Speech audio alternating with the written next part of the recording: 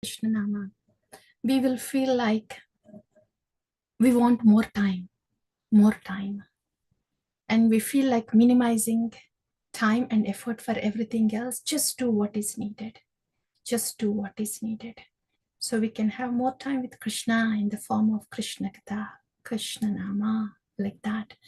Because the goal and purpose is Yam yam vapi smaran bhavam tyajatte ante kalevaram tam tam evaiti kaunteya sadatan bhava bhavita. Yeah.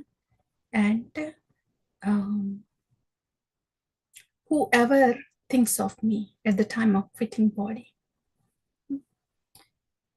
then they will certainly attain me. So that is the goal, to have that smarana of Bhagavan with as continuous as possible, as deep as possible. That is smarana. And sadhana is the beginning part of the smarana. And the potency of the bhaktis and the potency of sadhu sangha is like that.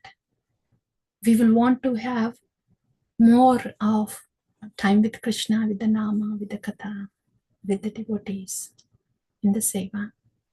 That all those things, all these external, they become internal, so-called external, but the Nama, Katha, everything, they induce us, they are conducive for the smarana, the deeper smarana. So in our life, Vanaprastha, the 4 stages, Brahmacharya, and then Grihastha, and the Vanaprastha. As we get closer to 50, we want to remember this. This is what the Shastra also says. As we get closer to 50, we have to put more thought towards that, because the purpose of the life needs to be met. But bhakti is so beautiful, the devotee association is so wonderful, that we would want to have it more. That's what I meant. It is so beautiful. Just the morning, evening, weekend is not enough. We want Kirtaniya Sada Hari. Sada Hari. Okay, dear devotees, we'll enter the Bhagavad Pravaha now. So far, where did the Bhagavatam bring us to? The overview of Bhagavatam and how Bhagavatam is Krishnastu Bhagavan Swayam. Raso Vaisaha. That we have heard. And then Sankshipta Bhagavatam, just for whole Bhagavatam in 1 hour. Then first canto, second canto, third canto, fourth canto, fifth canto, sixth canto, seventh canto, eighth canto, ninth canto is all to come to this 10th canto, Ashraya Tattva. And we have heard about the appearance of the Lord, and killing of the demons is happening one after the other, which is very auspicious. It means all the demoniac, in the sense, pain giving to us, pain giving to others. The anarthas are being uprooted one after the other beautifully by bhakti. Yeah. So last week we have heard about,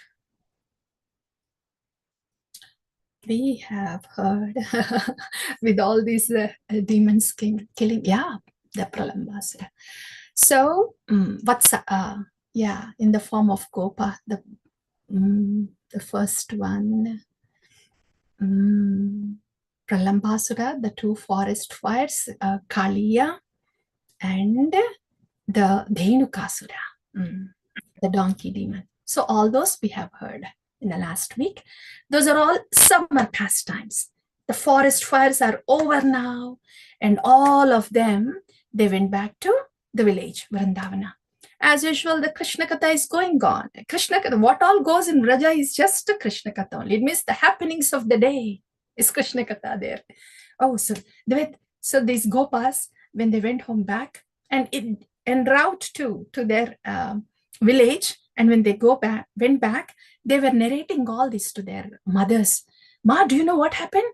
Krishna did this, the Dhenukasura, and then we tasted those sweet fruits, the thal fruits.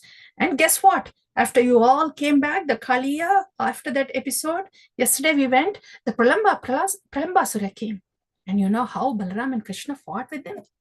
went on, the Krishna Katha. Yeah. So that's how the summer passed by. And now comes the rainy season. And what happened in the rainy season? So we will hear about what happened in rainy season in Vrindavan. And after that comes the autumn season. What happened then?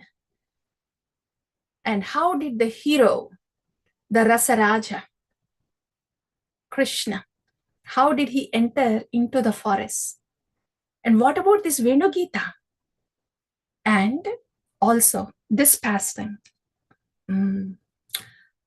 the Vastra Apaharanam, right? Stealing of the garments of Gopi. What about that?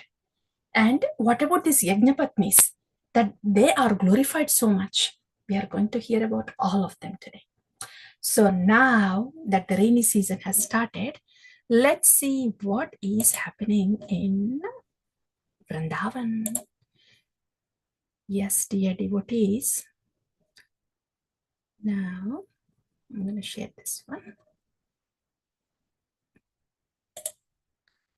Share a little rain.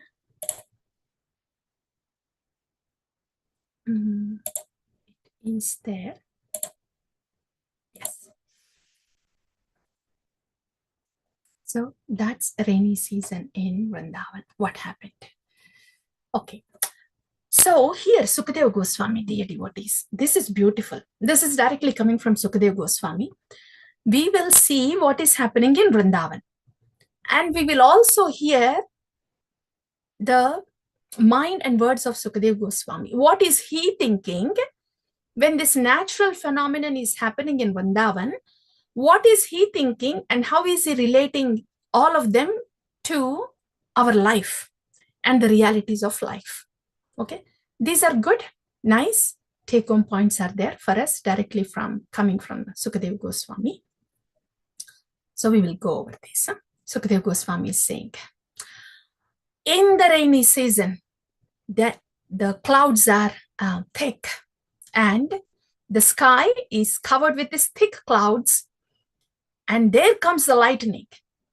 Yeah. So the sky is like the soul,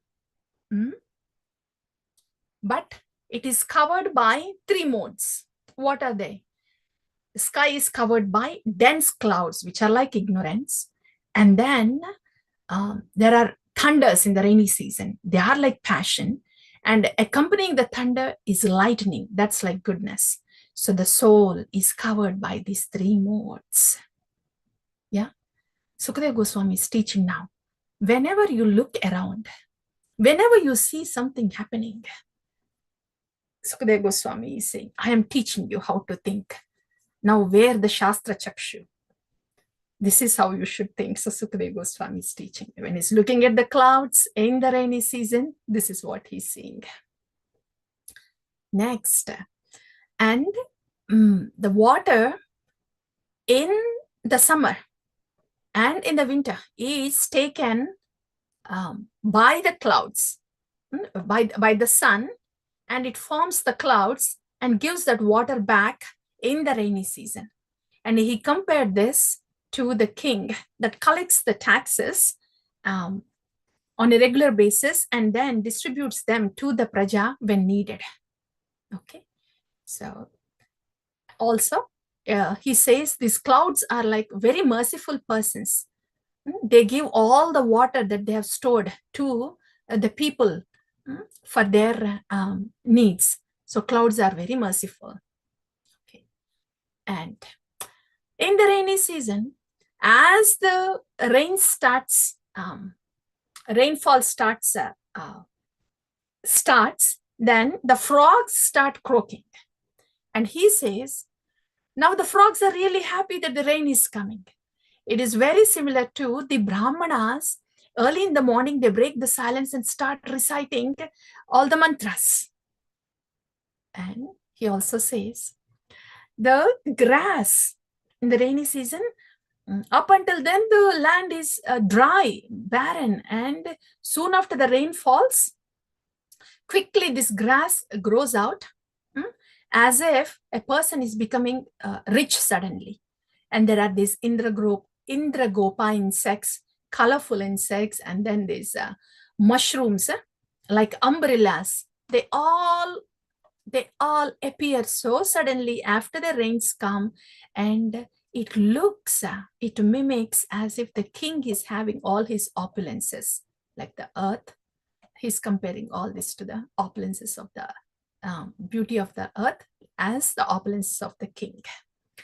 So, and he's saying all these are like royal parade welcoming the king.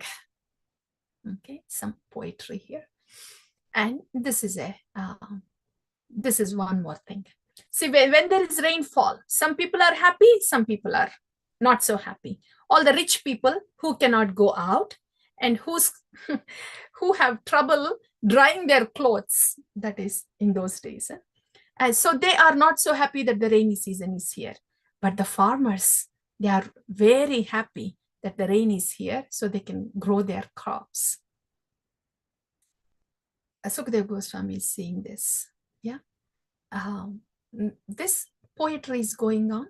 I thought we'll pause here. This thing, when something happens, if you have noticed dear devotees in our life, the same incident, sometimes it gives us joy. Sometimes the same incident can cause inconvenience to us. It is such a relative world. So not moving so much with the joy, and not sinking so much with the sadness is the sthita prajna. Yeah. And this is a beautiful one, dear devotees.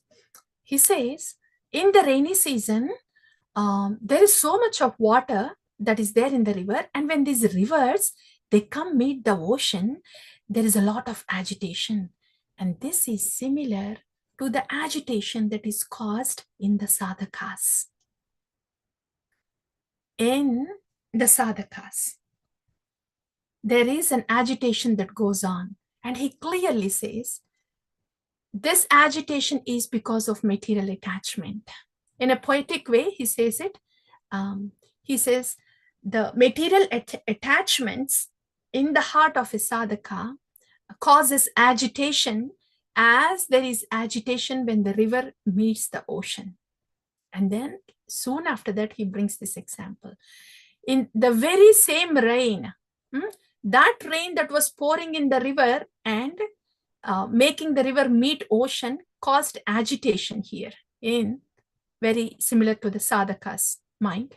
But the very same rain that pours down on the mountain just cleanses the mountain, and the mountain doesn't move a bit. It is very peaceful.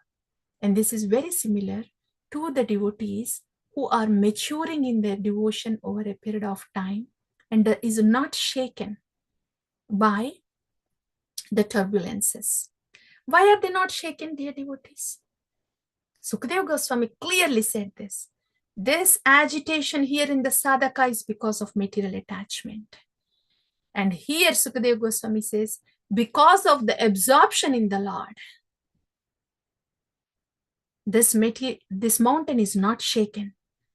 And it is beautified more and more as the rainwater washes off all the dirt on the mountain. So it's the same thing. The challenges here in the beginning stages as a sadhaka causes agitation within us. But the very same challenges as our attachment to material things come down inside and attachment to Krishna goes up inside, the very same challenges do not disturb.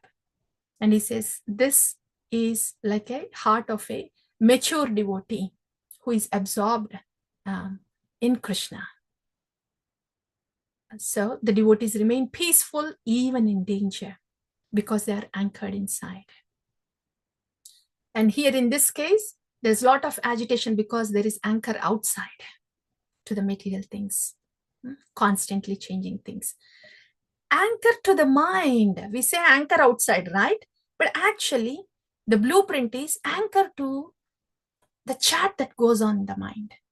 थोड़ा सा वहां disconnect करके unplug that and then plug it to the lotus feet of the Lord. Yeah, that's the maturity of devotion. He says that. And the next example is good. In the rainy season, because these paths are not used those days, those paths are made of mud, right? Because those paths are not used, all the grass grows there. So the path is not visible because it's all covered up with the grass. And he says, this is very similar to those, to the Brahmanas who are not studying the scriptures. If they don't study, if you don't use it, you lose it. In the same way, when the Brahmanas, they don't study the scriptures over a period of time, the scriptures, the Vedic knowledge is lost. So here, Atato Brahma Jignasa, the purpose of the life is, this needs to be heard. So it's only the spiritual knowledge that informs us about the purpose of the life, like Bhagavad Gita, that informs us the purpose of the life. That needs to be heard. The Tattva Jnana of who we are, where did we come from, who we belong to. This is all Tattva, the reality, the absolute reality. So that scriptural knowledge that gives us absolute knowledge has to be preserved, has to be heard, has to be understood, has to be contemplated, and has to be practiced, and also to be shared. So this all starts with, has to be heard. Yeah. So the Shastra is to be heard. And that's one thing. Shastra is to be heard and to be shared. Because only hearing, yes, we can retain some. Hearing one side, yeah. As we contemplate and practice it, parallelly sharing. Who do we share? Whoever we see. Whoever we see, we share. And if you realize, dear devotees, there's always mind chatting goes on, right? The chattering. If that can be replaced with preaching to ourselves in a positive, uplifting way. Say if we are feeling down, bring something from the Shastra and then say, see what can uplift us and keep us going. So the preaching can always beautifully happen to our own self. Constantly, whatever uplifts us that we hear from the Sadhu Shastra, that should be the preaching going on inside. And the very same thing what goes on inside when we see people around that are willing and are receptive to knowledge, then we share. It's very natural, right? Like that. So yeah, Vedic knowledge is to be heard, understood, practiced, and shared. And if that is not done, then the Vedic knowledge will be lost. That's why Gauranga Mahaprabhu Srila Prabhupada says it is our duty as spiritualists who got this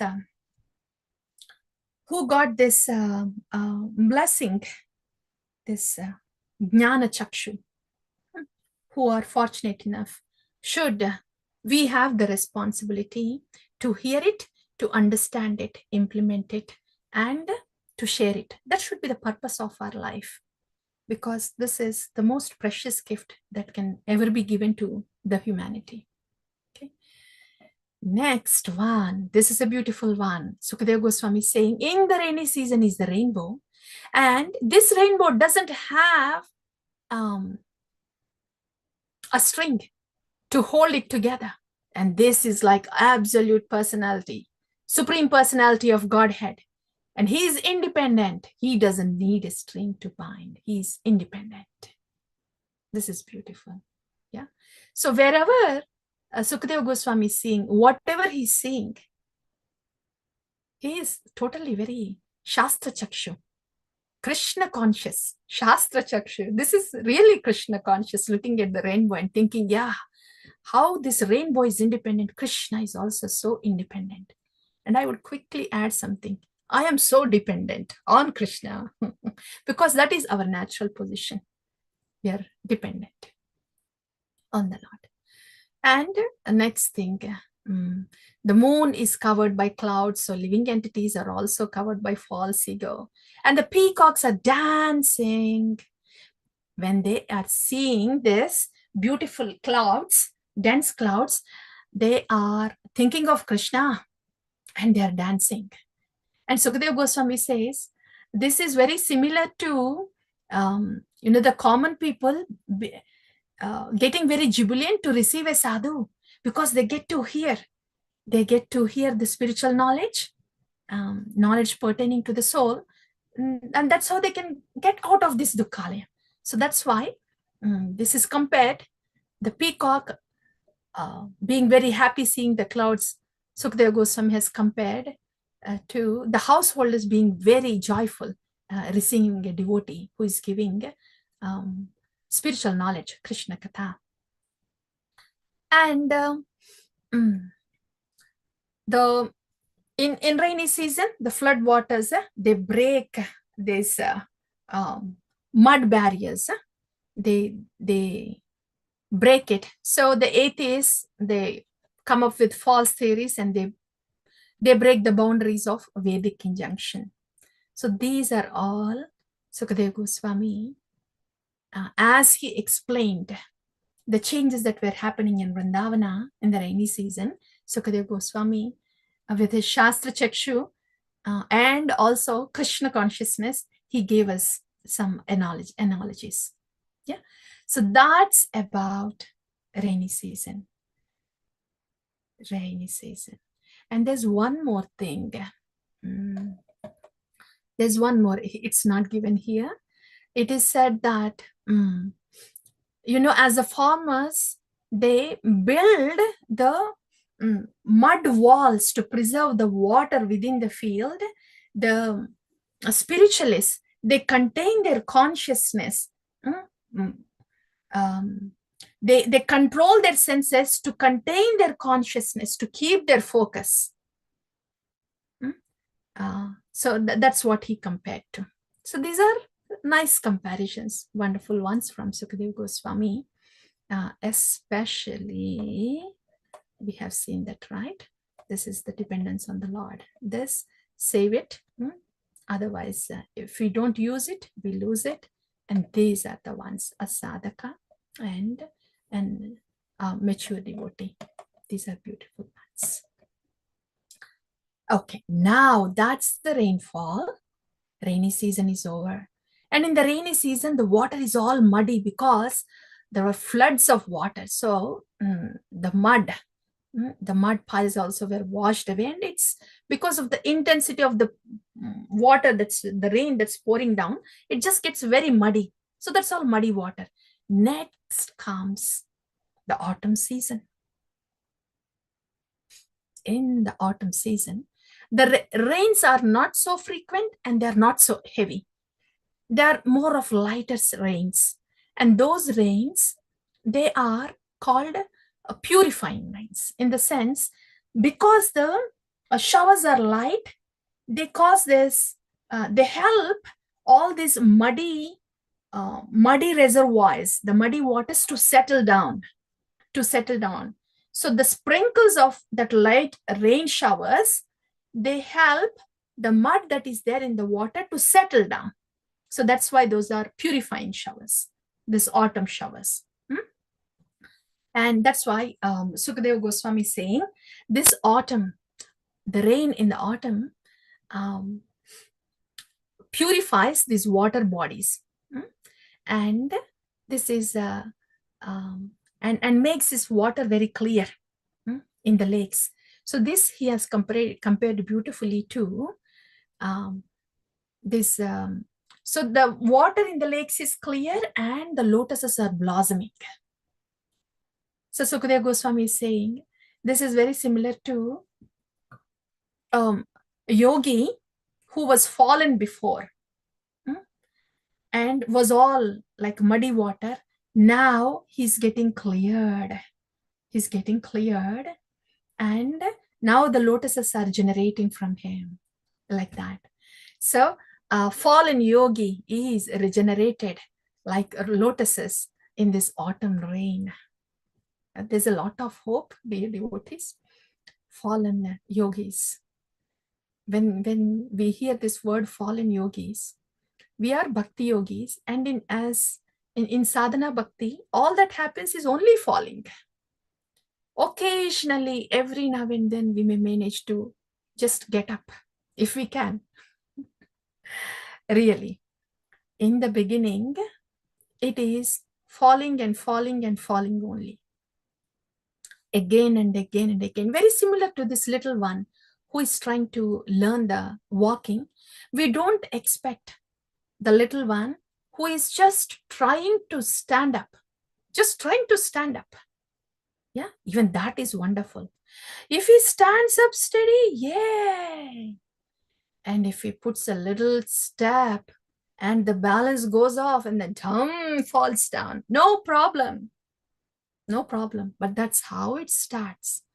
We can't expect the baby, just a sitting baby, to stand up and to run. It will be abnormal, unusual. We don't want that also. That's spiritual bypassing. We don't want that too.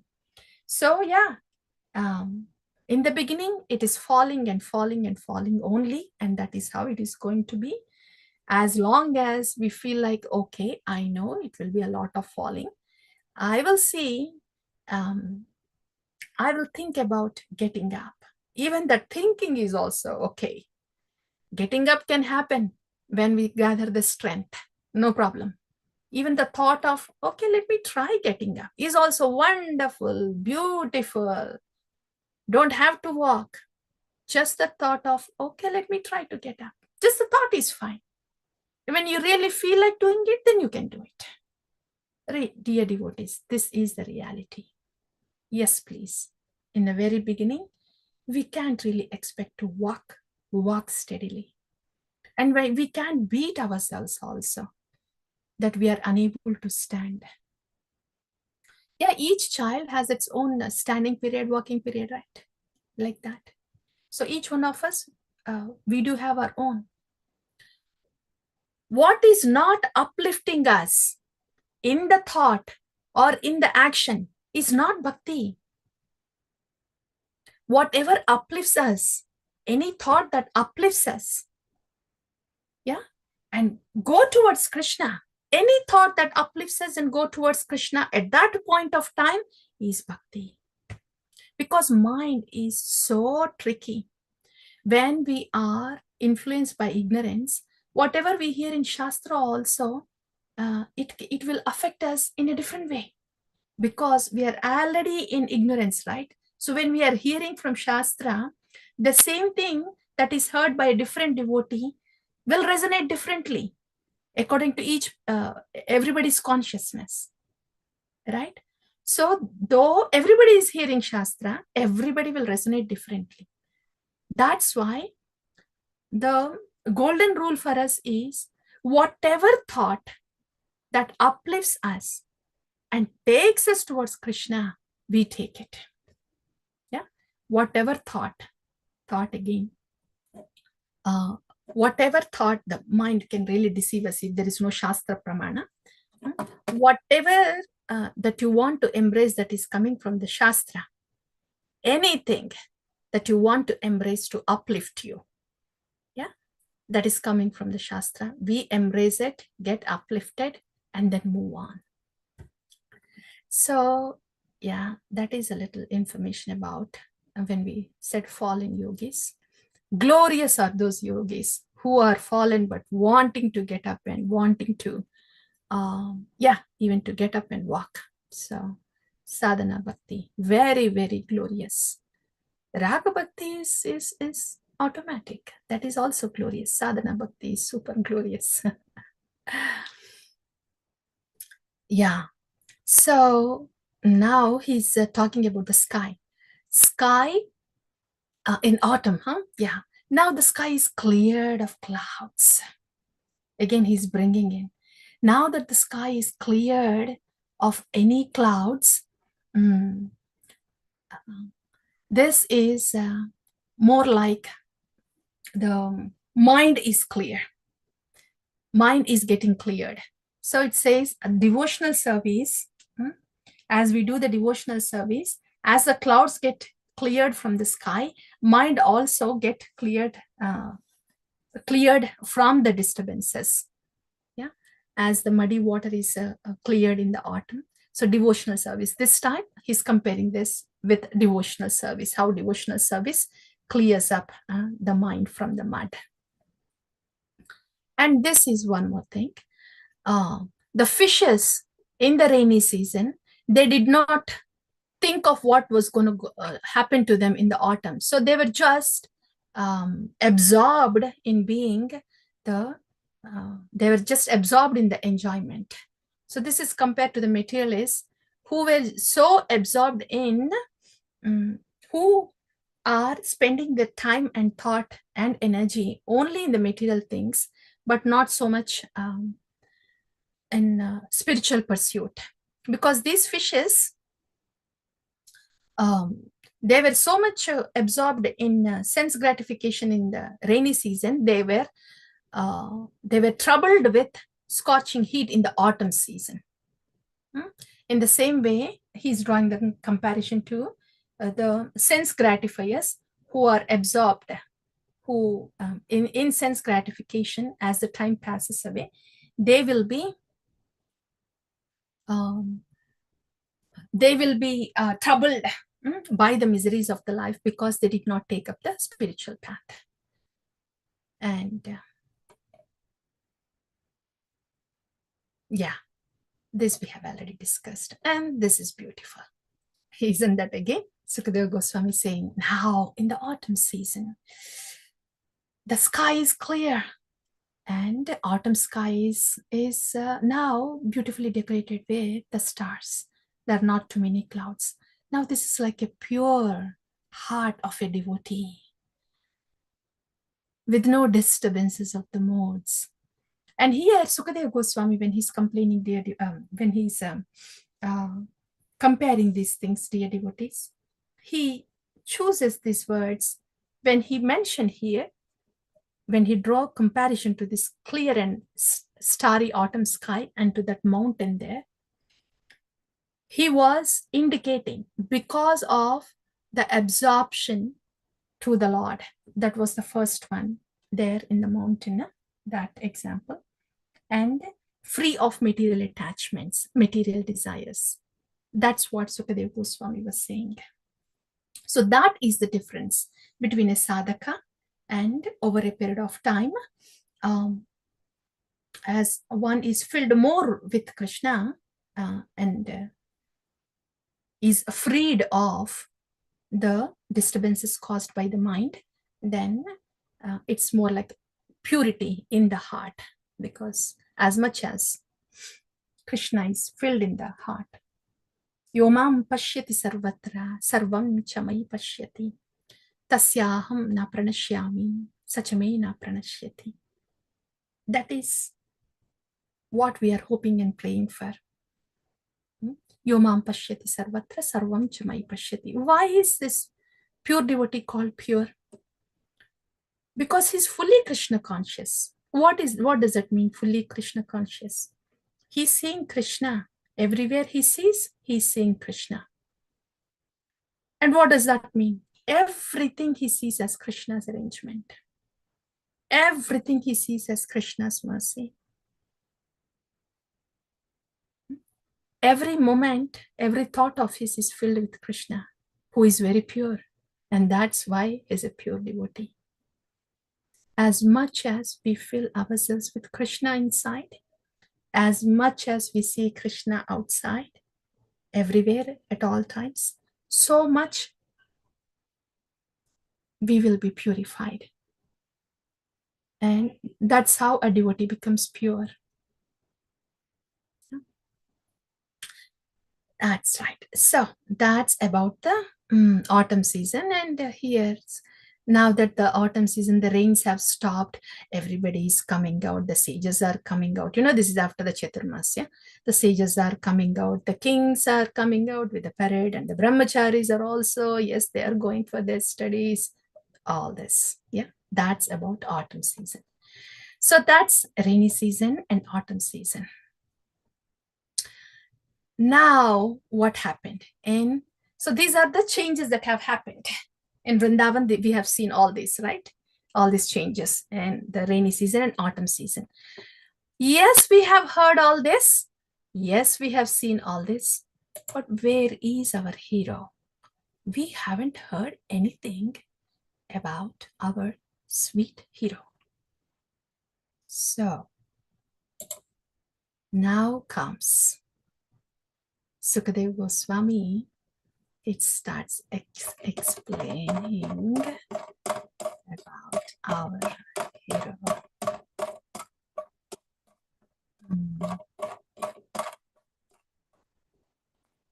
Yes.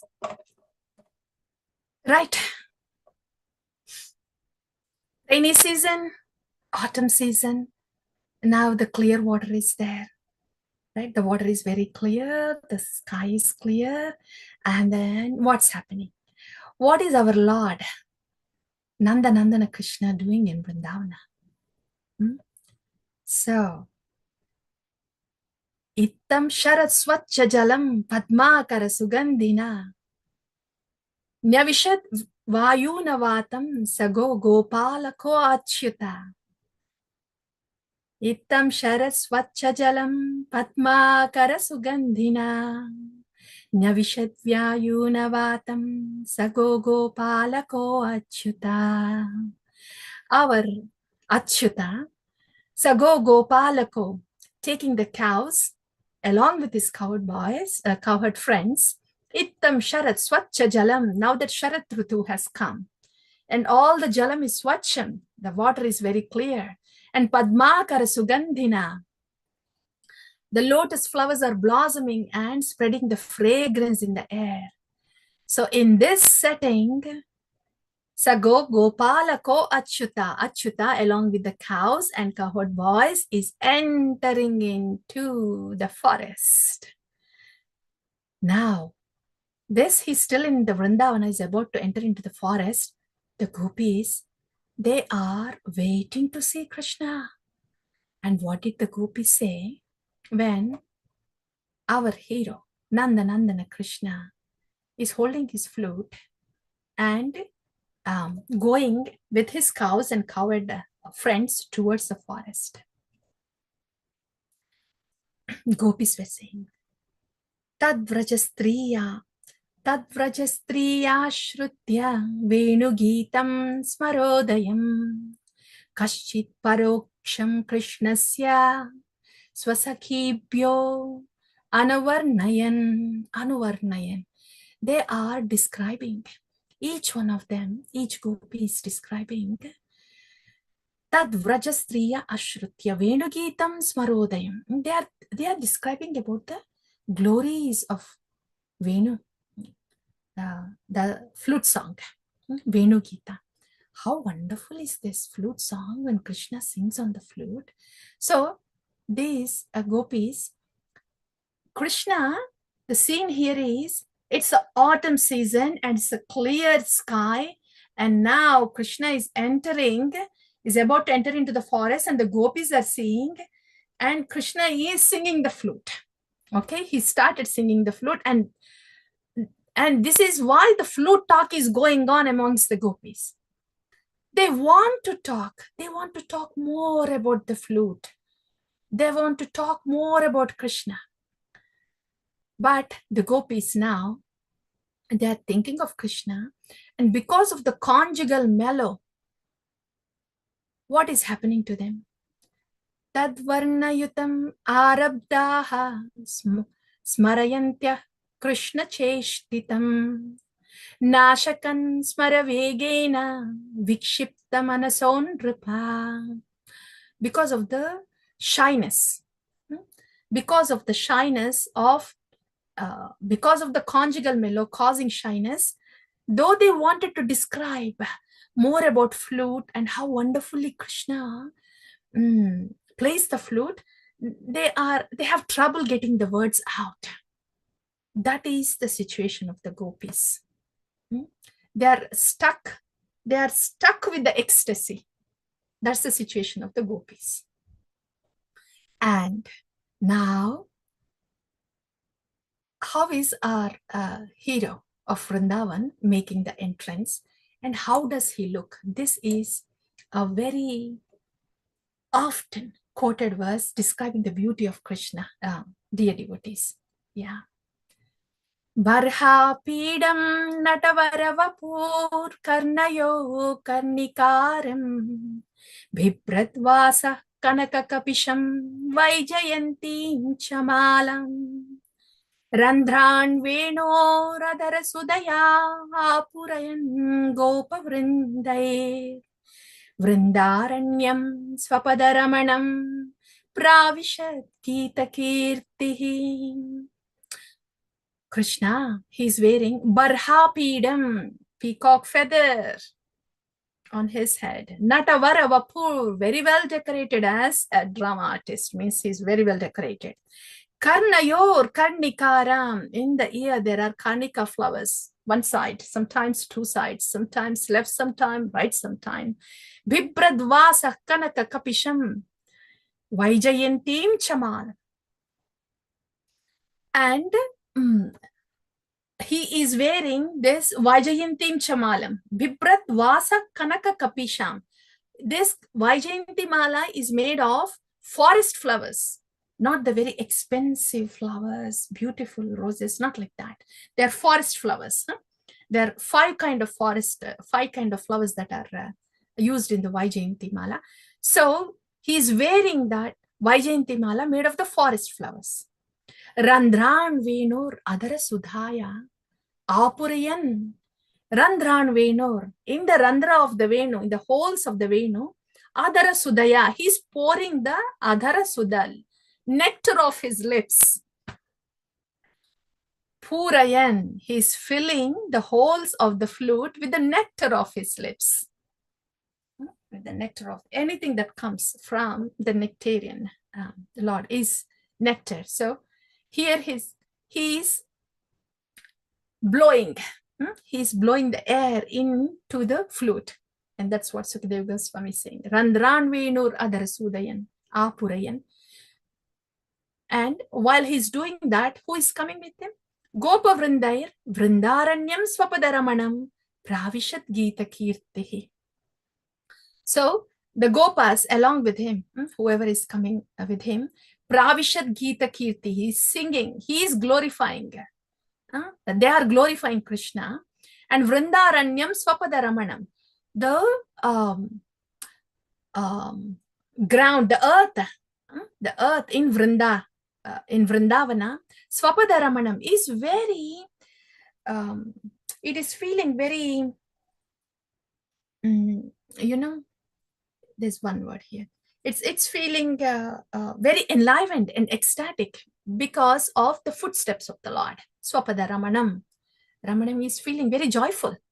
Yeah. As Krishna is stepping his lotus feet like that. So this is the scene explaining how our Supreme Lord, Lord Krishna, we cannot say really, this is Vrindavana, sweet Lord. Yeah. Sweet Lord, how is he entering into the forest? Sukadeva Goswami has explained this. So dear devotees, until now, what we have heard in the rainy season, autumn season, are more like some are contemplative, some are of kind of take-home points like that, that we could relate to. And here in Venu Gita, they're more of meditative, helping us to absorb in the Rupa of the Lord, dear devotees. The Rupa of the Lord and Guna of the Lord.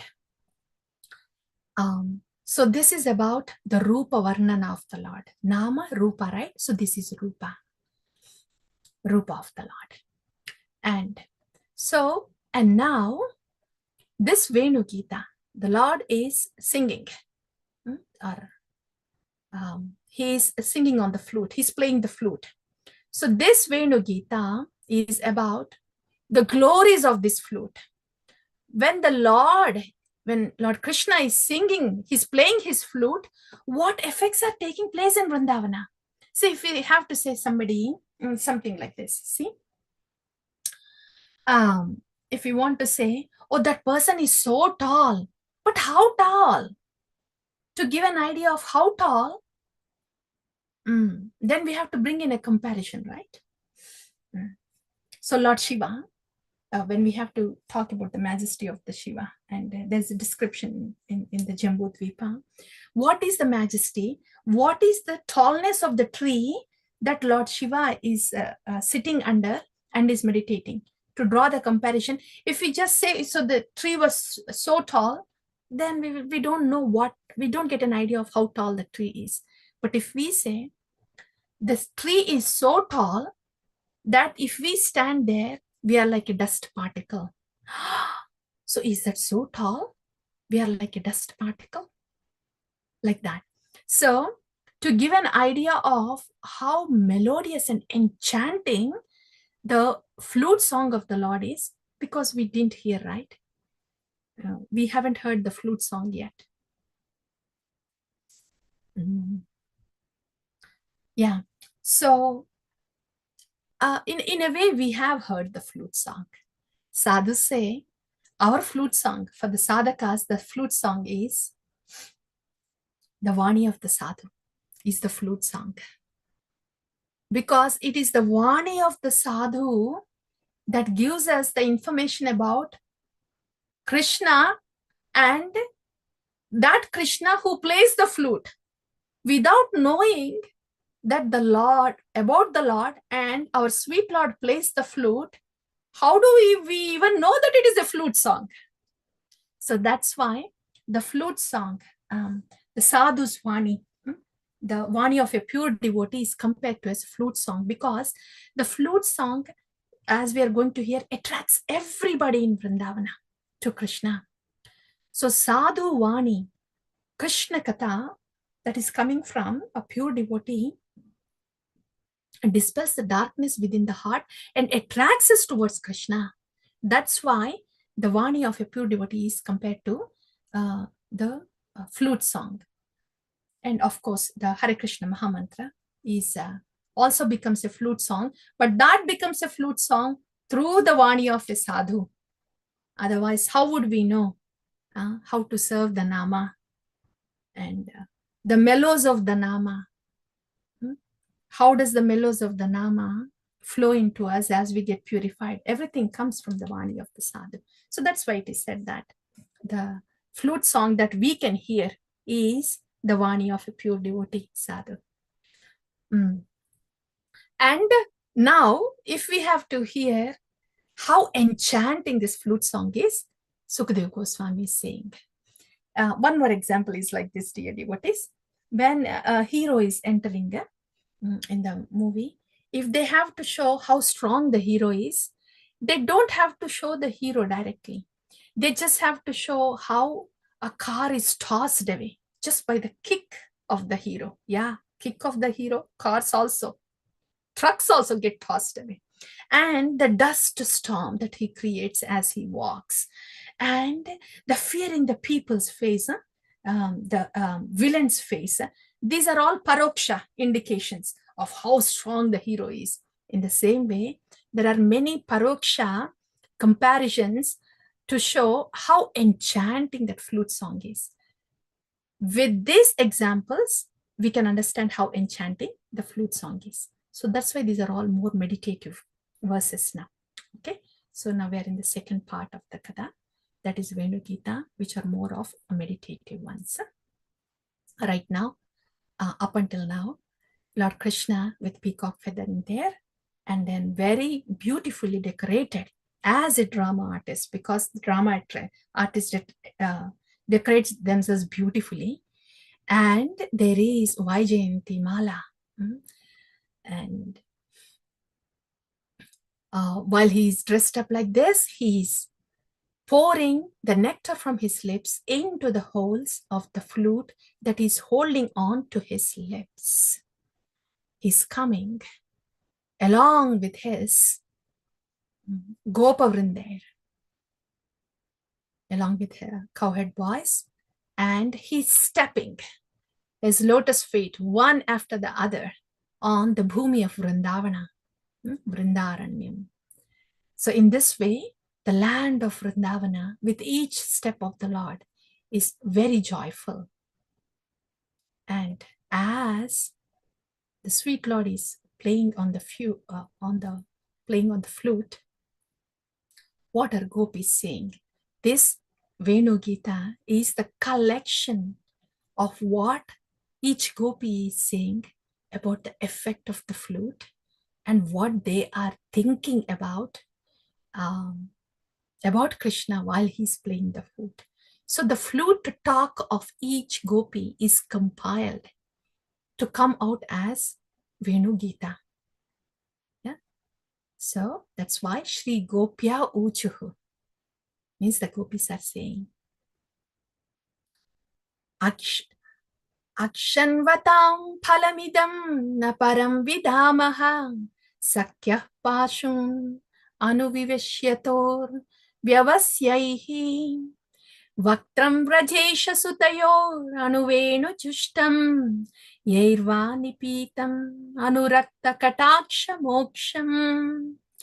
Gopis are saying, Akshan Vatam Palamidam Naparam Vidama. Anybody who has eyes, the only purpose of those eyes is, and the only object of the vision is this darshan of Krishna playing his flute. Idam na param vidama. There is no other object to be seen. It is only this object. You know, we hear that Priti Vastu. There's only one Priti Vastu. So gopis are saying that any living entity that has eyes, the only purpose of those eyes is to see this beautiful darshan of Krishna playing his flute. And there's no other purpose. And if somebody asks, well, you are young gopis, maybe you are getting attracted to Krishna. That's why you're speaking like that. And they will be like, no, young or old, male or female, any living entity, moving or non-moving, for anybody, if they have eyes, there's only one object that is worth seeing. Akshan Vatam Phalam. That is this Lord that is playing flute. Sakyah Pashun Anu Viveshyator Vyavasaihi. See, when the Lord with Balaram is bringing the cows go in the front and Krishna is playing his flute in the back. So this scene of Lord playing his flute, coming with his cows, and Vaktram Vrajesha Sutayor Anuvena Jushtam. Here, Vrajesha Sutayor is both Krishna and Balarama. Gopis are saying, both Krishna and Balarama, Yairva Nipitam Anurakta Kataksha Moksham. They're saying, when Krishna, they mention Balarama also, because they don't want to be very clear and upright, saying that their love for Krishna, they want to hide it a little bit. And that's why they're kind of generalizing, saying, okay, Krishna and Balaram, but it's actually meant for Krishna. That's what Acharyas explain. And they're saying, those glances that he gives as he walks to the forest, when he turns back a little bit to see the gopis that are there behind him, these sidelong glances with his head turning a little bit towards them, oh, Kataksha Moksham. Those are wonderful. Kataksha Moksham, they are very Anurakta Kataksha Moksham. Those loving glances that he gives to the gopis, they are, gopis are saying, we long to see them. So anybody who has eyes, the purpose of the eyes is only this. Gopis are saying that.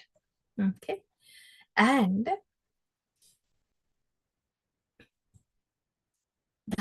what's next? That's about the gopis. And the next one is Chuta Pravala Barha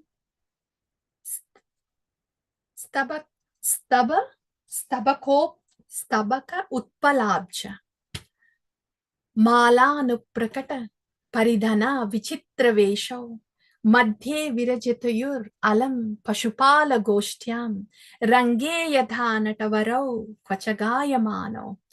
Now that the gopis have said that the only purpose of the eye is to see Krishna, now they're saying how these gopas, when they go to the forest, the whole time they are with Krishna. While Krishna and Balaram are dancing in the middle, gopas are around and they get to see Krishna the whole time. Chuta, Pravala, Barha, Stapta Kato, Staptako, Uttalabja. These are different flowers. Again, how the Vaijayanti Mala is decorated. And Malanupratta Paridhana Vichitra Vesha, describing their beauty again. Vichitra Vesha, how they are wonderfully decorated. Madhye Virajitur Alam Pashupala Goshtyam, Pashupala, the cowherd boys. In the group of these cowherd boys, Madhye Virajitur, Krishna and Balaram are there. And in this way, the gopas, they get to see them all the time. Yes, the purpose of the eyes is to only see them, but gopas get all that fortune. Only they get to see them. Okay. And next one is, now this is about the fruit. Until now, this is about the rupa. How the gopis are feeling, that they are unable to get to drink the nectar of the beauty of the Lord enough, because they don't get to spend the whole day with him. It's the gopas that spend the time with the Lord. So we are hearing from the gopis of Vrajabhumi, dear devotees. This is how they feel, so much attached to the Lord. And now they're talking about the flute of Krishna. Gopya kim acharat ayam kushalam smavenu damodaradara sudham api gopikanam bhungte swayam yad avasishtarasam hradinyo hrishyatvacho ashrumumuchas taravo yadaryaham. Gopis are saying, Gopya kim acharat ayam kushalam smavenur. Kim acharat ayam kushalam smavenu. This flute, this is always on the lips of Krishna. What acharat, what practices, what pious practices, what austerities that this flute has done. Damodara adara sudam apigopikanam. Damodara's adara sudam. Adara lips, sudam, nectar. This flute sits on the lips of Damodara and is drinking the nectar of Damodara. Api gopikanam bhunte swayam. We only get a remnants after what the flute has drunk. Yeah. Yet avasishta rasam hridanyo. How glorious is this flute, huh? What great fortune this flute has. And avasishta rasam hridanyo. Hrishyatvacho ashru mumuchas taravo yada aryaha.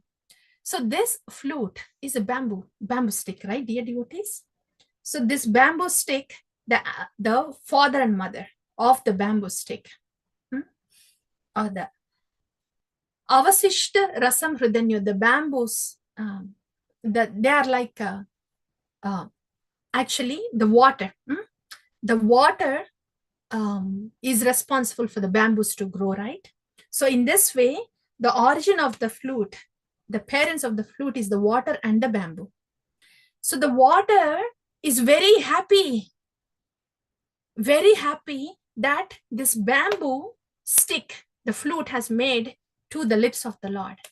And Hrishyatvacho ashru mumuchas taravo. Taravo means trees, the bamboo trees. They are also very happy. And they are out of happiness, they are shedding the tears. What are the tears of the trees? The sap coming out of the tree. Yeah. So this water, the river and the bamboo trees in the forest, they are celebrating the fortune of the flute sitting on the lips of Damodara. Gopis are saying that. What great fortune is that? The flute has taken that place, that it is in the adhara of Damodara, lips of Damodara. When we hear this, dear devotees, the flute, right? What did it do to make it there? The other day we have heard, right? Gauranga Darshan Prabhu was here. He was so wonderfully describing how we can be when we are, though we are as insignificant.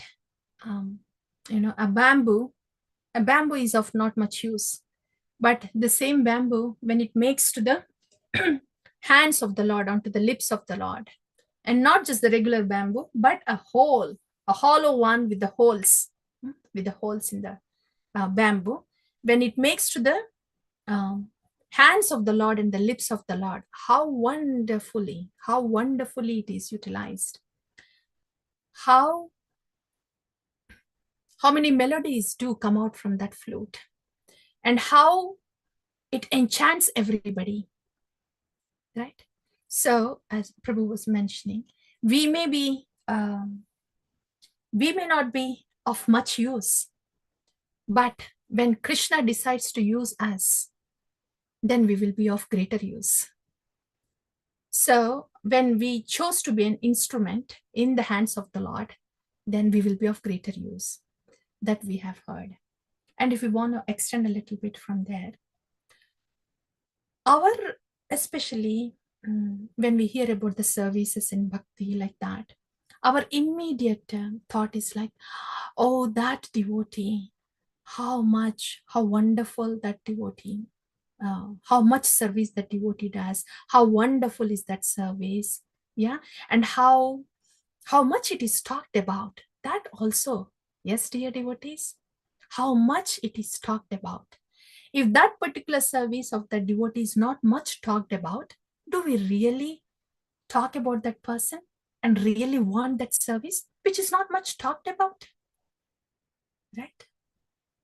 So that's one thing that we want to introspect and see.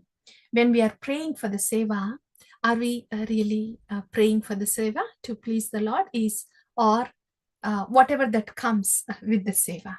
That we have to keep that in mind. And the other thing is, dear devotees, the willingness that a devotee has, how much that it paves the path to the lotus feet of the Lord. The bamboo here, the bamboo was first cut. It did not say, why are you cutting me? No, this is painful. Don't cut me. It didn't say that. It got separated from its family, right? The bamboo is cut and taken out of that bamboo forest. Then the bamboo stick did not say anything. It is willing to take that so it can get to Krishna. So it can be in the service of Krishna.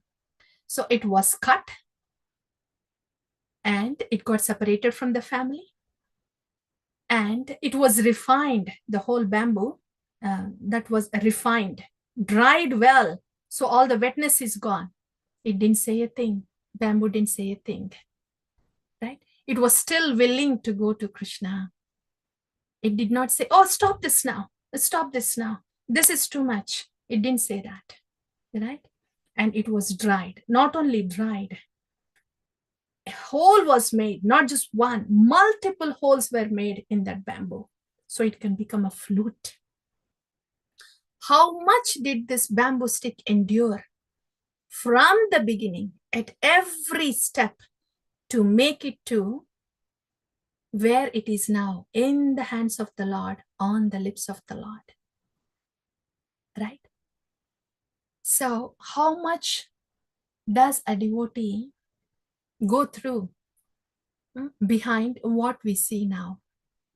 A mature devotee who is able to steadily offer some services and has Vaishnava qualities, how much the devotee has gone through. If we are asking only for this part that we are seeing now, this is more like, the hen, the hen story, right? Somebody choosing to have only the back part of the hen because the eggs come out from the back part, but not the head of the hen, because if they don't want to feed the hen, they don't want to have the head of the hen, but only want to have the back part of the hen because the eggs come out. So that's the egg and the hen example. So for a devotee to be able to steadily serve like that, with that kind of Vaishnava qualities, how much a devotee goes through behind. We tend to forget this. We tend to overlook this, and we get attracted to this part. Yeah. And then we start to stumble. But if our focus is this willingness, yeah, willingness to go towards Krishna, walk through the challenges as they come through with the willingness towards, to go towards Krishna, will automatically bring us to the position of where the flute is now. So our focus and attention is more towards the willingness to walk through the challenges because we want to go to Krishna. Yeah, that's what I wanted to just bring up. If the bamboo was not willing at any state, at any part, if it was not willing in the beginning, it would have stopped there only. Yeah. And if it was not willing to be dried up, it would be wet. It wouldn't be making its way to Krishna. It cannot be a flute, a wet one. So the drying process also happened. And it was still willing to go through because the ragas have to come out. It means the holes have to be there. Yeah. So the willingness to endure in bhakti. It sounds like, oh, so much I have to really endure.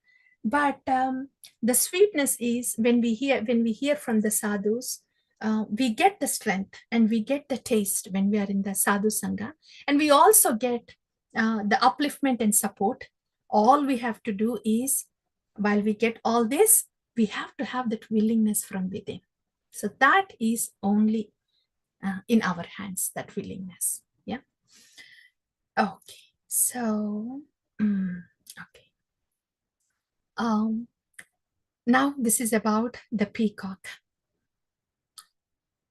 In light of the shortage of the time, I'm just going to quickly say about the effects of the flute song on different devotees of the Vrindavan. So this, now we just heard about how the gopis are glorifying the flute. And we also heard about what the flute had gone through to make its place to the hands of the Lord and to the lips of the Lord. Now, this is the peacock, yeah. So when Vrindavanam Sakibhuvo Vitanoti Kirtim Yad Devaki Sutapadambuja Labdha Lakshmi Govinda Venu Manumatta Mayura Nrityam Prekshatrisan Avaratanya Samasta Sattvam. This is beautiful. Vrindavanam Sakibhuvo Vitanoti Kirtim Yaddevaki Sutapadambujalabdha Lakshmi. Vrindavanam Sakibhuvo Vitanoti Kirtim Yaddevaki Sutapadambujalabdha Lakshmi. Devaki Sutta, Lord Krishna. This Vrindavanam has brought glory to this Bhuvo, this planet Earth. This Vrindavan has brought the glory because Devaki Sutta, Devaki's son, has placed his lotus feet here on Vrindavana. Because this Vrindavana has the footprints of the lotus feet of Devaki Sutta, this has brought fame to this planet Earth. And this Devaki Sutta, Govinda Venu Manumatta Mayura Nrityam. When this Govinda is singing on Venu, playing the Venu, Anumatta Mayura Nrityam, the peacocks are dancing madly. Prekshadrisan Avaratanya Samasta Sattvam. Watching this, Lord playing the flute and hearing the flute song. All the animals that are there on the top of the mountain, Prekshadri, they are watching this, and Avaratanya Samasta Sattvam, all of them were enchanted, just looking at the scene and then hearing this flute. All the animals on top of the hill. Okay, that's about the peacocks and the animals on the top of the hill. And what happened to these deers, male and female deers and the does and bucks? Yeah. Danyah sma mudhagatayo api hiranyayeta ya nandanandanam upatta vichitra vesham आकर्ण्य वेणुरनितां सह कृष्ण साराः पूजां ददुर्विरचितां प्रणयावलोकये. Dhanya, Dhanya, gopis are saying, these deers, the does and bucks, the deers, female doe and male buck, Dhanya, their life is fortune. They are mudagatayo, they are animals, they are in the body of animals. But yeah, Nandanam Upatta Vichitra Vesham. They are able to look at the Vichitra Vesha, the beautiful form of the Lord, and they're able to hear the flute song of the Lord. Yeah. Akarnya Venuranitam Saha Krishna Saraha. See, our position is like this. We are the gopis. We happen, we are the young gopis. And we have so many restrictions. The men at home, the fathers or brothers or husbands, they don't let us come out. We cannot see the Lord and we cannot hear his flute song. We are in this human body. But look at this Mudagatayo. These does and bucks, they are in the animal bodies. Doe is female and buck is female. And they are the couple. Yeah. But the buck is letting the doe to go close to the Lord. And this doe is able to see Vichitra Vesham of the Lord. And she's able to relish the flute song also. Pujam dadur virachitam pranayavalokai. How Danya is that they are able to glance at the Lord, loving glances. They are given permissions to put all their loving glances on the Lord. They are in this muda, body of an animal. They are so much fortunate than us. We are in this human bodies, gopis. We don't get to go closer to Krishna, see him, or to hear his flute. This is the fortune of this muda, Dhanya, doe and buck. On the other extreme, if this is one extreme, the other extreme is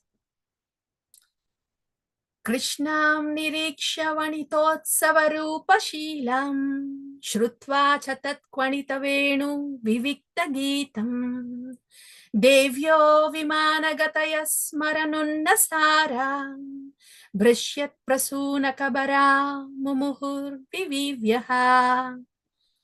One end is these animals, and the other end, look at that, the demigods, they are flying. They are flying in their airplanes.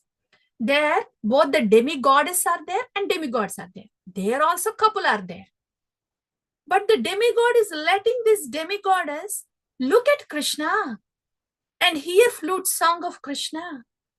And these demigoddess, they are so enchanted hearing the flute song of the Krishna that the hair in their, the flowers in their hair is falling off. All this is okay with the demigods sitting beside the demigoddesses.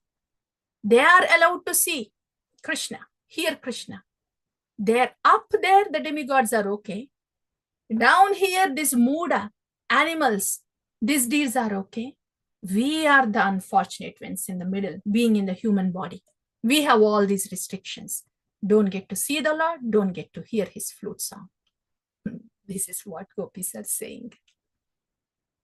And now, about the cows. What's the effect of this flute song on the cows?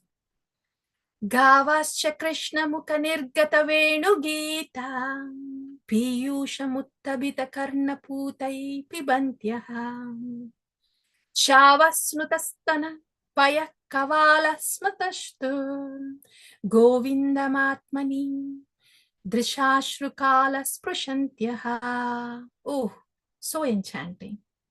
We haven't heard the original flute song of the Lord, but look at the effect of it. Gavascha Krishna Mukha Nirgata Venu Gita. Gavascha, these cows. Krishna Mukha Nirgata Venu Gita. From the lotus mouth of Krishna, this Venu Gita is coming, the flute song is coming. And Piyusham Uttabita Karna Putai Pibantyaha. These gavas, these cows, Piyusham, they are drinking this Venu Gita. I will say Venu Gita, not the flute song, Venu Gita. So they are drinking this Gita that is coming from the Venu, the song that is coming from the flute. How are they drinking? Uttabita Karna Putai Pibantaha. They made their ears upright like a big open vessel, and they are drinking the Venu Gita, the song of the flute, through that ears. And Shava Snutastanapaya Kavala Smatashtur. These calves are drinking the milk from the udders of the mother cow. The milk from the udders of mother cow is very tasty for the calf, and they're hungry too. Nothing would really disturb them. Yeah. And if you ever have seen, it drinks so enthusiastically. The calf drinks so enthusiastically from mother cow. But Govindamatmani Drishashrukala Kalahas Prashantya. What did the calves do? Until then, they were drinking the milk. But when they heard, these calves heard the Venu Gita, Atmani Drishashrukalaha. Govindam Atmani, these calves, when they heard the flute song of Krishna, Venu Gita of Krishna, these calves were Atmani Drishau Govindam. They were seeing Govinda in their Atma. They were thinking of Krishna in their heart. Just with that, Kalahas Prashantyaha, they are touching the Lord that they're seeing in their heart with the tears flowing down their eyes. That's what is happening to the calves. How can the other thoughts come and sit in our mind, dear devotees? When Sukadeva Goswami is describing this Venu Gita so beautifully, and this is the effect of the flute song. And next, what's happening to the birds? The birds generally, they are very restless. They are very restless. They can't stay in one place. And they can't stop moving their head too. But what is the effect of this Venu Gita on the birds? Prayopatamba vihaga munayo vanesmen Krishnekshitam taduditam kalavenu gitam Aruhya yedrumabhujan ruchira pravalan Shrinvanti militatrusho vigatanya vachaha. This is very beautiful. Shrinvanti militadrusho vigatanya vachaha. The birds, Shrinvanti, they are hearing this flute song.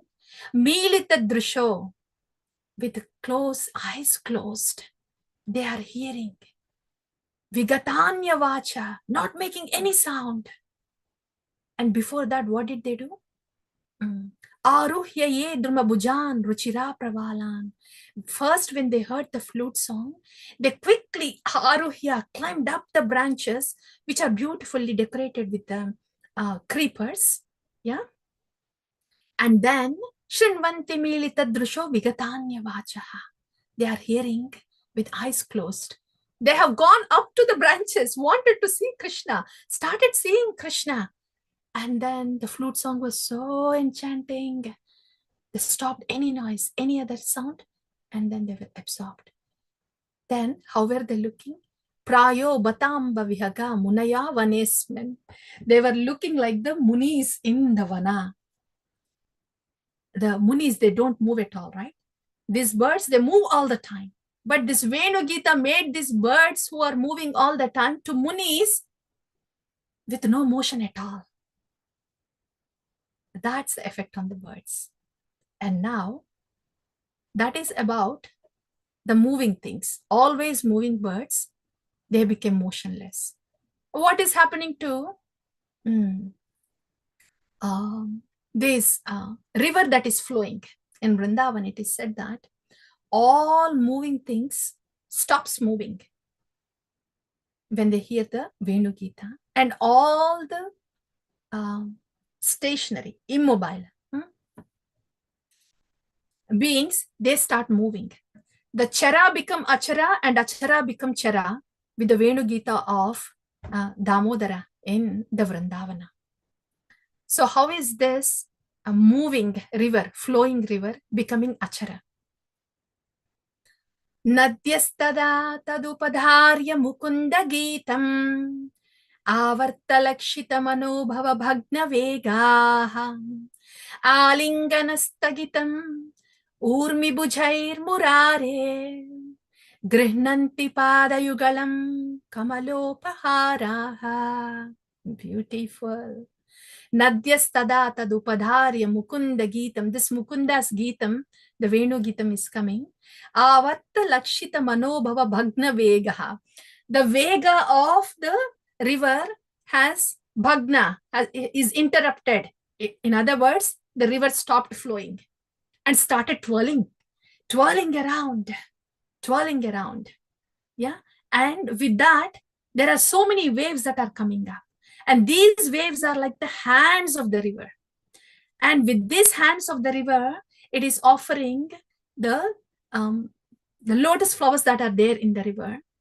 And the same twirling with these hands, the twirling is going on so much as to embrace the lotus feet of the Lord and offer the lotus flowers that it has in the river.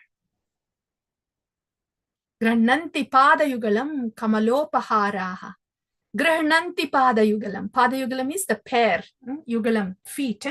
Grihnanti, as to embrace both the lotus feet of the Lord and offer kamalopaharaha, the kamala, the flowers that the river has. This is the situation of the river. The moving river is becoming still, so still that it is twirling around and producing so many waves, so it can have so many hands to bring so many flowers, so it can embrace the lotus feet of the Lord here and offer all the flowers. That's the effect of the Venu Gita on the river. What's happening to the clouds? Drishtva tape vrajapashun saharama gopai sancharyantam anuvenum udirayantam prema pravritta udita kusumavalabihi sakyurvyadhatasva vapusambuda atapatram. Atapatram is umbrella, the cloud. We have heard about the river, dear devotees. We are hearing this all. We are hearing it with close attention and absorption. Okay. And now cloud. What is the cloud doing? Drishtva pate vrajapashun saharama gopai. The cloud has seen that Krishna and Balarama is now troubled with the sun. Krishna and Rama, that is with the cows, is troubled with the sun, the hot sun. That's why Sancharyantam anuvenum udirayantam prema pravritta uditam. So with the clouds started pouring down the loving showers on Krishna and Balarama. Prema pravritta udita kusumavalambi. The autumn showers are very light, right? So the clouds, seeing that they are having this heat from the sun, wanted to give the cooling effect to the lords. So prema pravritta udita, the loving showers onto the Lord. That's what the cloud is doing. At the same time, atapatram, acting as an umbrella to shade them from the sun. This is what the cloud is doing. These are all the devotees of Vrindavana. The cloud here, the water, the Yamuna here, the deers there, the cows there. What is happening to them? The effect of the Venu Gita. They are becoming so ecstatic, happy. And they want to offer something. They want to do something. They want to express their love something. love somehow, right? And this is about the Aborigine girls of Vrindavana. Purna Pulinda Urugaya Padabcharaga. And this shloka says that when see the lotus feet of the Lord, whole Vrindavana is filled with the footprints of the Lord. And they take the dust from the footprints of the Lord, and then they smear these bodies with their dust, with the lotus feet of the Lord. And this is the final one. This is about Govardhana. Up until now, flute song, and about Govardhana now. Hantaya Madir Abala Haridasa Varyo Yadrama Krishna Charanas Sparasha Pramodaha Manam Tanoti Sahago Ganayostayoryat Paniya Suyavasa Kandara Kandamulaihi. Gopis are saying, Hantaya Madir Abala Haridasa Varyo. Haridasa Varya, oh Govardhana, how wonderfully you serve. Rama, Krishna, how fortunate you are. You get the pada sparsha, the foot touch of the lotus feet of Rama and Krishna and Balarama. Manam tanoti sahago ganayos tayoyat pani yasuya vasa kandara kandamulai. You know, Kandara, the caves. The caves, Govardhana has caves. These caves are cooling in the summer season and gives warmth in the winter season. So when Krishna and Balaram, they go to graze the cows there, and that's why they go into the caves. The very air conditioning, natural air conditioning there. And Kandamulai, Govardhana offers different roots also, delicious roots to eat. So in this way, they were glorifying the fortune of Govardhana also.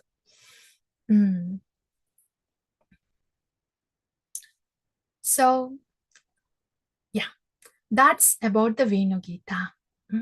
And Sukadeva Goswami is saying, Evam Vidya Bhagavato ya Vrindavana Charinaha Varnayantyo Mito Gopya Kridastan Mayatam Yayu. In this way, the gopis, they are very much absorbed in the discussion of Krishna. In the Venu Gita of Krishna, the effects of the Venu Gita of Krishna. That's a major chunk, dear devotees. Krishna stealing the garments and the other topic are just a few sentences we just want to mention. So the other one is the Katyayani Vrata. Gopis wanted Krishna as their husband, so they were doing Katyayani Vrata. In the winter month, it's very chilling. So as a part of the Vrata, they bathe in the river. And they bathe in the river. And to remember that these gopis wanted Krishna as their husband. So they have this conjugal mellow. And the Lord, right? However, the Lord is approached, he reciprocates accordingly. So in Vrindavana, all mellows are present. Dasa is common in all the residents of Vrindavana. And the specific mellows are Sakya, Vatsalya, and Shringara, right? So the gopis, they are doing this Katyayani Vrata, so they can get the Lord, Krishna, as their husband. And the Lord is so merciful, they know the hearts of the devotees. And according to the desire of the devotees, Lord reciprocates accordingly. Knowing the heart of Mother Yashoda, her servitude, then as little Krishna has reciprocated to Mother Yashoda in Vatsalya Rasa. And knowing the heart of the Gopas, Krishna has reciprocated to his friends by playing games, and by carrying them on his shoulders, like that. So that's Sakya Rasa. And here, these gopis, young gopis, they wanted Krishna as their husband. So Krishna has to reciprocate with them in Shringara Rasa. So here, the gopis, as a part of the Katyayani Vrata, they were bathing in Yamuna, and Krishna came there, knowing the heart of the gopis. Yeah, that gopis wanted him as their husband. And so they put the garments on the bank. Krishna came there, he stole the garments and he put them on the tree and then says, okay, now you will have to come out. You will have to come out and take your garments. Then gopis first say, no, no, Krishna. And then Krishna says, no, you got to come out. And again, dear devotees, Tattvadarshi, when we hear about Bhagavan, we have to remember that all these pastimes are to be viewed in view of Tattva that we have already described, right? We are very conditioned beings in the modes, and the Lord is Sat Chit Ananda Vigraha with no tinge of modes. That we have to remember. So here the Lord wanted to fulfill the desire of the gopis. So in order to fulfill the desire, he asked the gopis to come out of the water. And yes, they don't have the garments on. And later on, the Lord gives the garments back. And the understanding, this is the pastime. But what is the significance of this pastime to our understanding? And we are also, it is said that the gopis, they were thanking Krishna. They were so happy that Krishna has done this. Because again, this rasa is the Shringara rasa. And that's why the Lord has to act in this way, reciprocate in this way. And in this way, the Lord has become the husband of the gopis, for which they are doing the Katyayani Vrata. Right? So that's the purpose of the Vastrapaharana. In this way, all these gopis, they have become the wives of Lord Krishna. And this is how, after the Vastrapaharana Leela, Lord Krishna says, okay, I haven't fulfilled the desires completely yet, and I will call you for, there will be Rasa Leela later again. So this stealing of the garments indicates that now Krishna has become the husband of these gopis. Okay, that's.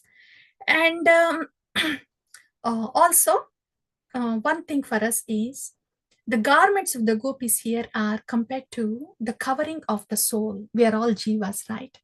And we have these coverings of, when we say coverings, any layers that come between us, the soul, and the super soul and the Lord are all coverings.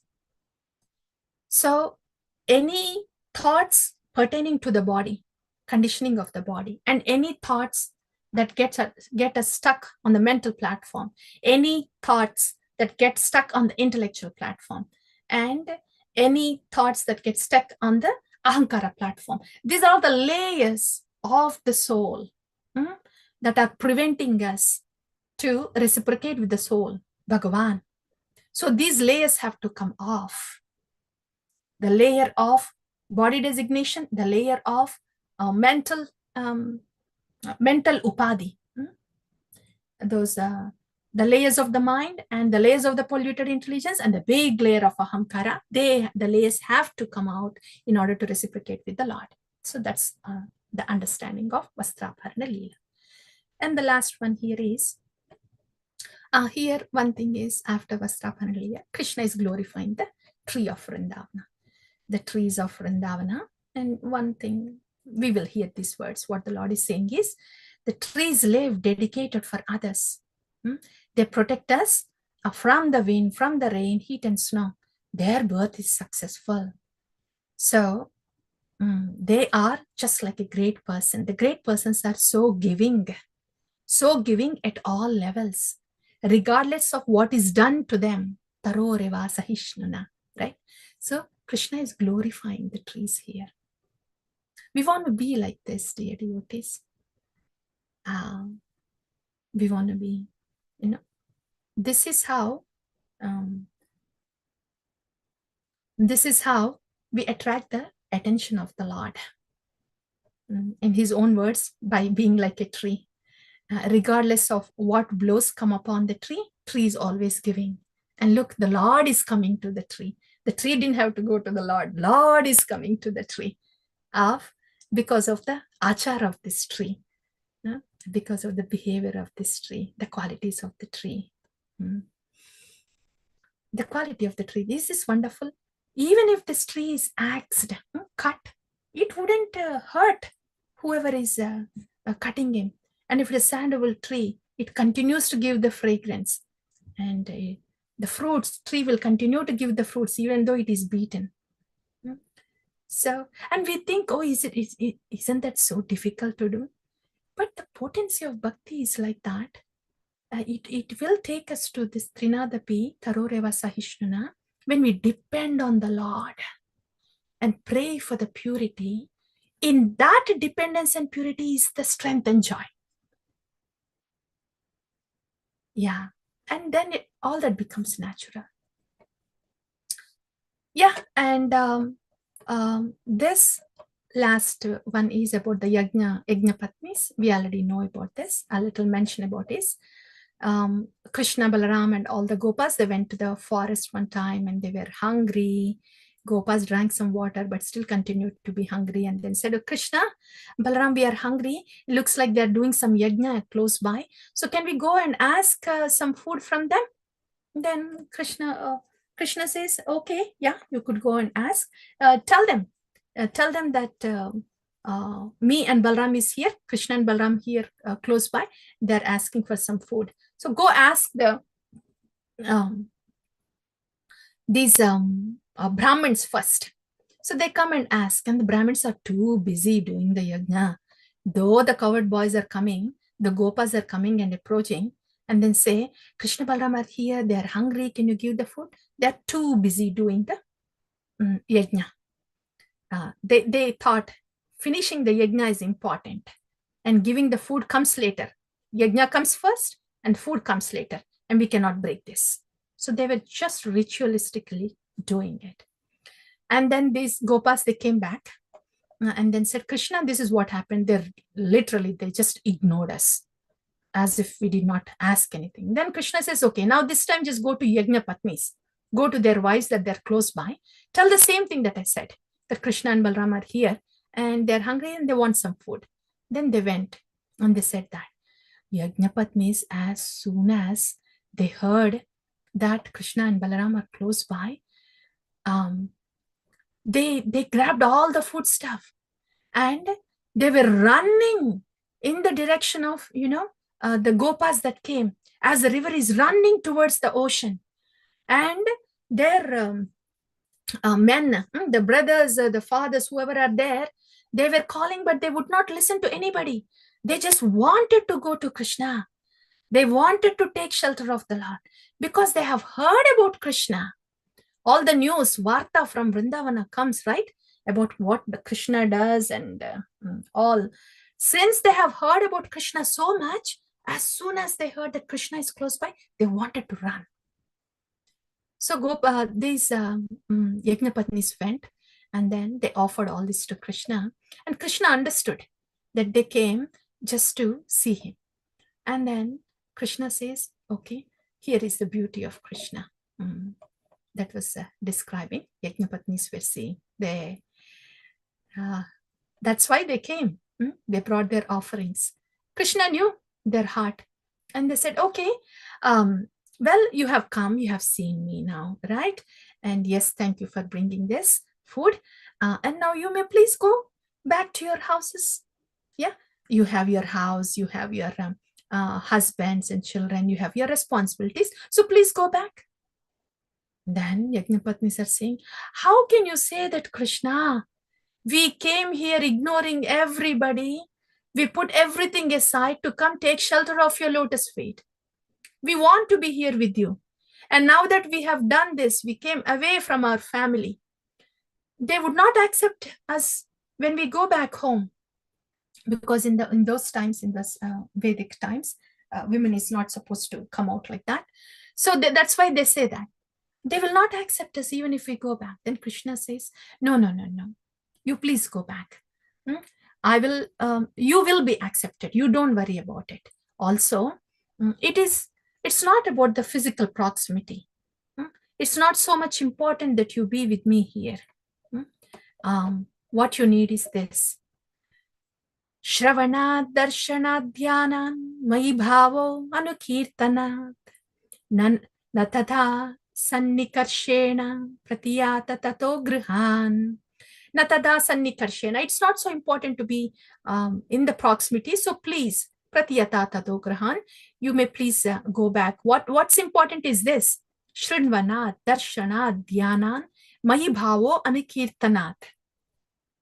You hear about me, you glorify me, and you think of me. Yeah.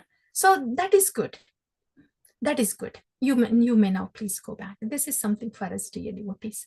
We didn't have darshan of Krishna now. So this is where our darshan of Krishna happens. Shravana, darshana, dhyanan, mayi bhavo, anukirtanat. To hear about him, speak about him, glorify him, and to think of him. So these Yagnapatnis, they went back. And these are the final words. When the Yagnapatnis went back, the Brahman wives, they went back. The Brahmins were thinking, oh, alas, alas, how fortunate are our wives. Digjanma nastrivridyatad, to hell with our vow of celibacy, our extensive learning. Digvratam, digbahugnatam, to hell with our aristocratic background and our expertise in the rituals of sacrifice. Dikkulam, dikriyadaksham, yeah, to hell with whatever we think we have possessed. Why? Vimukayetu adokshaje. These are all condemned because we were inimical to the transcendental personality of Godhead. When we got the news that the Lord needs some food, we were so much attached to the ritual that we didn't even care to send what the Lord wanted. We were attached to the ritual. But look at our wives. They dropped everything and they took what the Lord wanted. So we don't want any of these things that are coming in our way, that are causing distance in serving the Lord. Yeah. So that's what the Brahmanas say. So the final take home here is, this is the last one. Govardhan Hill will be next time. So here, dear devotees, the Brahmins and Yagnapatnis, for us, the Brahmins were really caught up in, to draw the comparison, in external bhakti. Yeah. Done bhakti. Only external bhakti. But we have to realize the externals are prescribed to us as an opportunity to connect internally. In the beginning for us, these externals can be overwhelming to us because we are already overwhelmed inside. Even if this the bhakti practices are there or not, we were already filled with the overwhelming modes. The tamoguna, rajoguna is there, but because we are given these practices, this tamoguna, rajoguna is coming out, and we are thinking these practices are overwhelming, like that. So that's why the practices of bhakti, the japa or seva or katha or anything, they are an opportunities for us to connect internally. Yeah, that's one thing.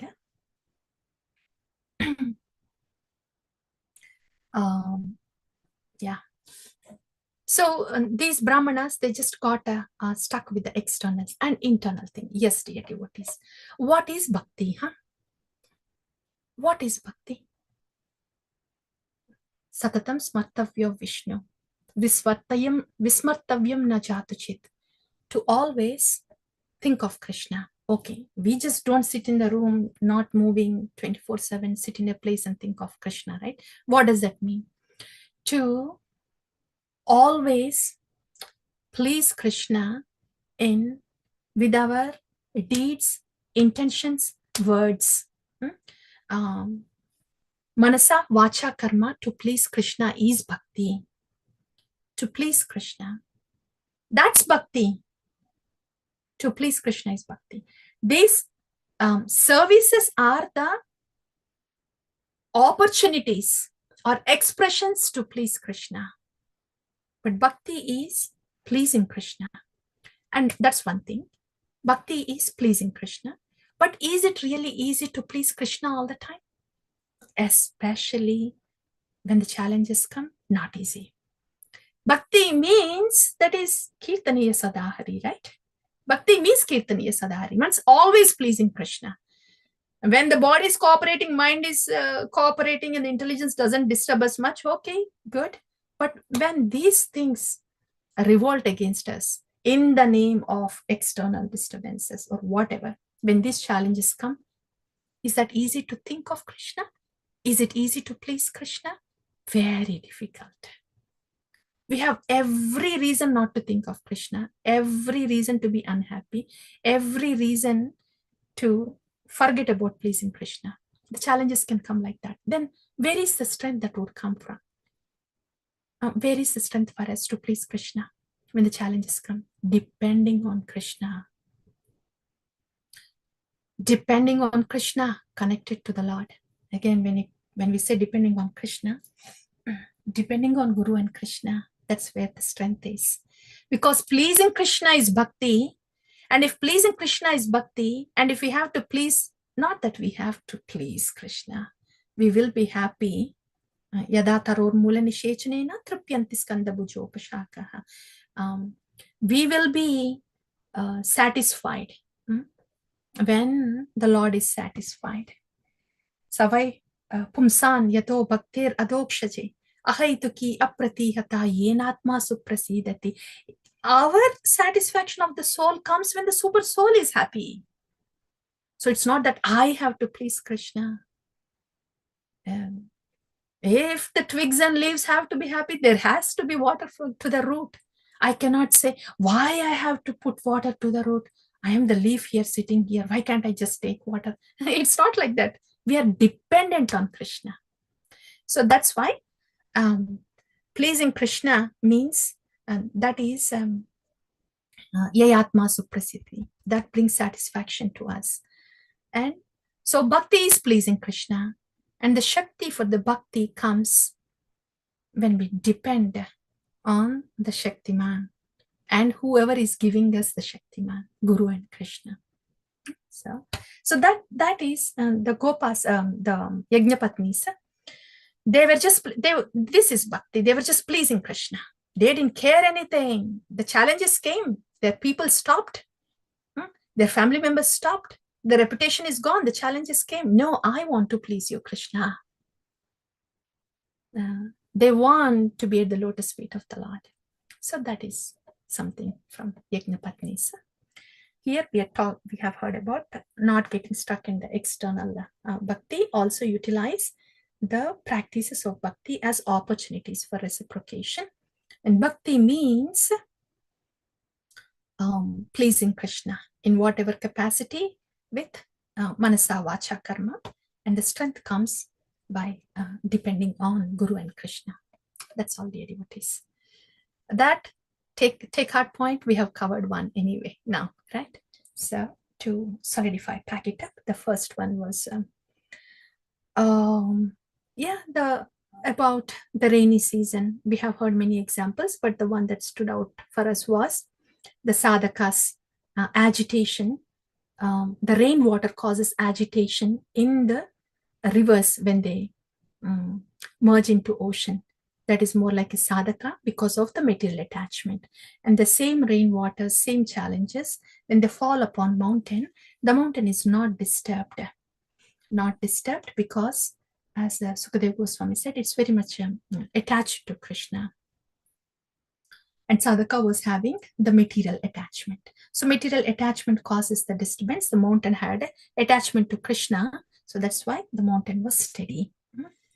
Rainfall did not bother him. And the other one was the path. If you don't use it, you lose it. That's when we heard about we want to hear the Shastra. And again, when we say Shastra, it's not that you have to hear Shastra. Shastra means about Krishna, about bhakti. Knowing about how to do bhakti and knowing about Krishna and his pastimes, his rupa, guna, leela, is Shastra, Krishna Katha, right? So we know about it, we understand, we practice, and we share. That we have heard.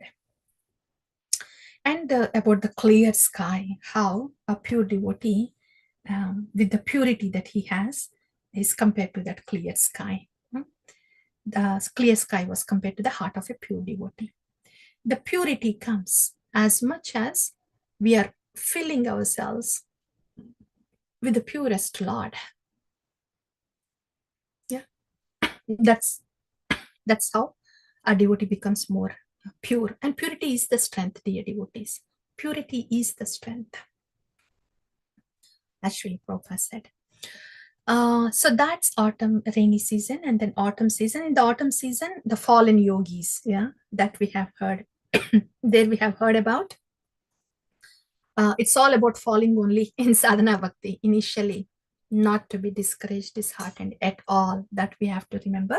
And there we have heard whatever uplifts us when we hear from Shastra or from the sadhu, whatever uplifts us, any thought that is in line with the Shastra and sadhu that uplifts us, then we take it.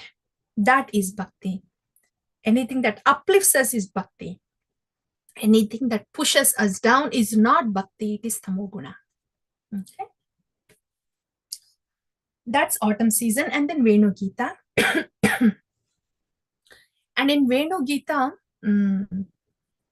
most of them, all of them are meditative, but we heard about the flute.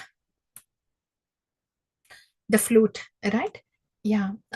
Flute has chosen to become the instrument. That's the emphasis for us today. It has chosen the willingness of flute at every step to go towards Krishna, to walk through the challenges and go towards Krishna. The willingness to become the instrument. That's what we have heard in the today. And how wonderfully, though we are very insignificant, Krishna, the touch of Krishna can make us wonderful instruments of the devotee, of devotion. That is there also. And after the flute, yeah, that's all Venu Gita. Everything else was Haridasa Varya. Okay, that's all good. And in the stealing the garments of the gopis that we have heard, the layers, all the layers between the soul and super soul, layers of physical, mental, intellectual, and false ego layers, they have to fall apart. The soul needs to be uncovered from all these layers so it can reciprocate with the super soul in loving devotional service. And the last one is, we just heard anyway, yeah, not to get stuck in the external bhakti and to see any practices in bhakti, any interactions or any practices in bhakti, serving together with the devotees or nama, or hearing the katha, all of those as opportunities for us to hear about Krishna, to reciprocate with Krishna. Yeah. Bhakti means pleasing Krishna. And Kirtaniya Sada Hari. Pleasing Krishna at all times comes with, needs strength. Purity is the strength, and that comes with the dependence on Guru and Krishna. Okay, that's all the devotees. Whoa, yes, I will pause here.